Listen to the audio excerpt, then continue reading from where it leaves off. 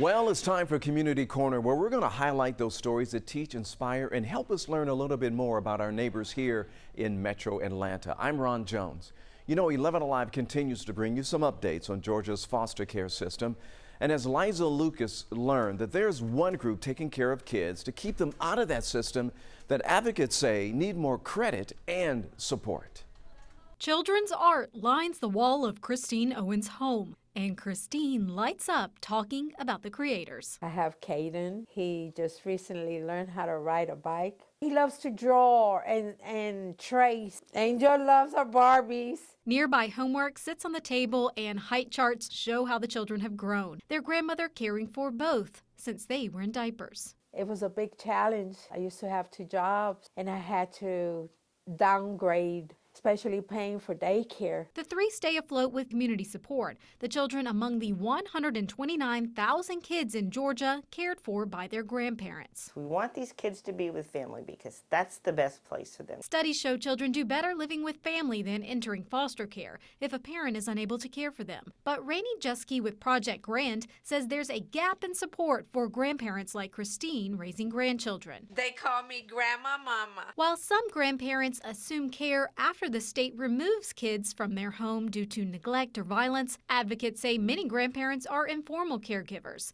stepping up in a parent's absence, just trying to keep families together. Meaning state agencies and agencies like DFACS are not involved. Patricia Lawrence with Project Healthy Grandparents says grandparents are often on a fixed income. We learned while a foster family receives hundreds of dollars each month from the state to care for a child, grandparents in Georgia who are informal caregivers can only get a fraction of that amount, adding to the strain. And that's what we have grandparents doing, literally supporting kids on their Social Security checks. Despite the hurdles, Christine is committed, but wants other grandparents to know they're not alone. Everyone thinks that grandparents got it all together and they got all this amount of finances, and it's not like that.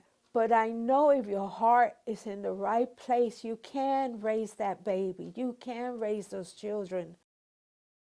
A Metro Atlanta teenager is honoring a Coweta County deputy who paid the ultimate sacrifice. Deputy Eric Minix was killed in the line of duty. 11 Alive's Cody Alcorn shares how he is being honored today. 14-year-old Andrew Collinson. I'm sure it means a lot to them. Carrying the thin blue line flag. And it means a lot for me, and I feel honored for them being here. Andrew's 45th mile in just over a year. Yeah, unfortunately, too many. Each run honoring a first responder killed in the line of duty. It just seems amazing, like they would do anything to see me run for the fallen comrades. Coweta County Deputy Eric Minix. It's been a bad week for the agency, the community, and everyone who knew him. Not only is Coweta County Sergeant Toby Nix a brother in blue, but was a very close friend to Deputy Minix. It doesn't feel real yet. But events like this, And anything for Eric, we want to show our love for him, and this is a way to do it. add some comfort. The fact that someone who doesn't know our agency 2 hours away is willing to do this shows the legacy that Eric will have left. Knowing Deputy Minix will forever be remembered. He was a model deputy, he was a model person, he was a model man, he was a model everything. You know, you may have noticed the skyline changing downtown Atlanta. More hotels and businesses are dotting the landscape. And all this new development comes as the city prepares to host several national and even global events over the next few years. And as Joe Ripley explains, get ready because here they come.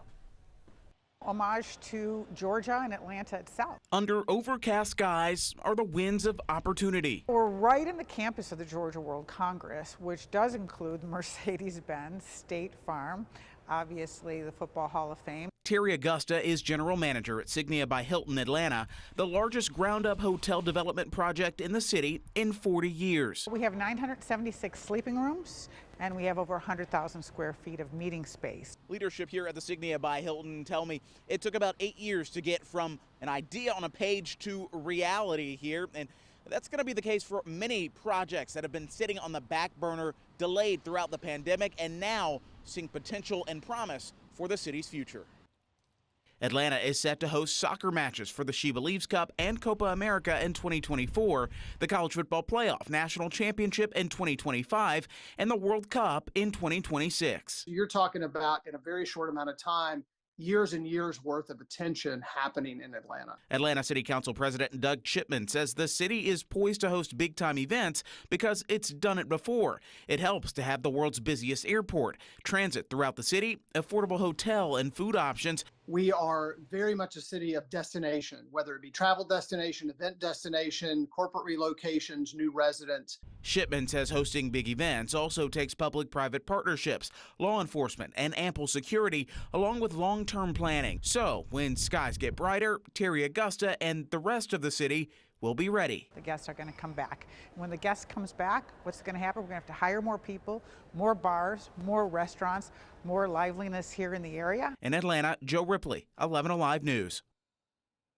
All across the country and even right here in Georgia, there is a critical shortage of medical examiners, and those positions are needed to help determine how someone died and give much needed closure to families. 11 Alive's Molly Oak was with the Georgia Bureau of Investigation as the agency heads to Banks County in hopes of convincing kids to consider a career in forensic science. It's a story you'll only see on 11 Alive. Now I'm going to check for changes of decomposition in the Banks County High School auditorium because it's probably got some blood on it. The GBI went back to class. The stab wound is in the back in the middle. I was so excited. I was like, oh, on my podcast, I'm gonna be that girl. When they find evidence to teach, to inspire, no petechial hemorrhages, and to open the minds of students like Emma. Oh yeah. It's her first day in the forensic science class at the high school. And I'm not a math or a science person, but I've been working really hard to be in this class, and I'm really interested in this. And I think that because I'm a girl, there's only 2 girls in my forensics class. I think it's really important that I do want to pursue this. That's the drive Dr. Rachel Geller, an associate medical examiner with the GBI, hopes to see in this field. I did not catch anyone fall asleep, so I think it went okay. As she tried to convince the high schoolers not to sleep on a career as a medical examiner. I think the most important thing we can do to address the critical shortage of forensic pathologists in the United States is support younger people and mentor the youth. Across the country, only about 50 forensic pathologists graduated last year. It's a big reason there's a nationwide shortage. So when the GBI comes into classrooms like this, they help recruit more people who can investigate deaths and bring closure to families faster. In a class with about 24 kids, I see 20 forensic pathologists. Now, I was delighted to see all of these young people who are so excited about forensic science because we have so many openings at the GBI. Dr. Geller sees the future. Emma Williams sees herself. All of them that came up were women, and that was really exciting, and that was really encouraging to this, okay, I can do this. I can do this and be someone important in this field. Learning that with a lot of work, she can make a difference. I tell Emma, you know, it's a long road, but it's worth it. And we said there was a stab wound. In Banks County, Molly Oak, 11 Alive News. Every day, 47 kids in the United States are diagnosed with cancer, and for those children, every minute of that fight counts. Since getting treatment is so critical, so when a local family learned that their teenage daughter may not get the treatment she needed, they were desperate to try to find some help. And that's when they got that help from a very surprising source. 11 Alive's Caitlin Ross has a story you'll only see on 11 Alive. Go. If you want to throw the hammer. The world is a stage for Alexis McRae. But a hospital room is where the 15-year-old performs. You know, sometimes I'll put on a little show for my mom in the hospital room, and it always fills my spirits. Those shows prepared her for her biggest stage, the Gold Dome with the governor as her audience in September. Chemo's the worst. She explains having osteosarcoma the way only a teenager can. It sucks and it's frustrating. More frustration came when her renewal for the Katie Beckett waiver was denied. The waiver is supplemental insurance coverage for kids suffering from chronic, life-threatening conditions. Alexis's family can't afford her treatment without it. This treatment is her last option, And so being told that she could not receive it was life or death for her. Her parents say they ran into roadblock after roadblock as the time to appeal the decision ticked down. We didn't understand exactly what needed to be done. And that was the most frustrating thing. That's when the Rally Foundation for Childhood Cancer Research took the stage. We have to do something. And so immediately I just started thinking, what is it that, we can do to help her be approved for Katie Beckett?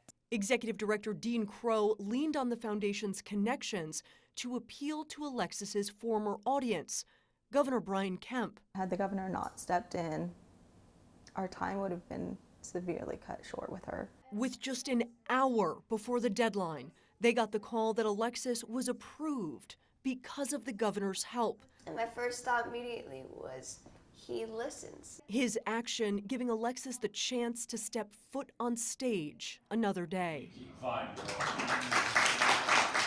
Alexis starts her new treatment this week. Doctors are hoping the medicine will get her well enough to take part in another clinical trial that could help slow the progression of her cancer. She wants people to hear this story and understand how many kids need this waiver in the state. There's some proud parents right now who are now able to spend less money on sending their kids to school. About a dozen high school seniors with the Atlanta Public School District have now been awarded full tuition scholarships. The money came from the Posse Foundation. The scholarships are worth more than $2 million, and they're among 800 students who received those scholarships from a pool of 17,000 who applied. We're just a little bit more than 6 months away from the Summer Olympics, and one Paulding County native is now headed to Paris. We're talking about Caitlin Ablin. She just earned a spot on Team USA in shooting. Caitlin says that it's still sinking in that she's officially an Olympian. She graduated from South Paulding High School in 2019. She's now a grad student at Ohio State University, and she's a 3-time national champion. This summer, she's going to compete in the 10-meter air pistol event. Congratulations, Caitlin, and good luck.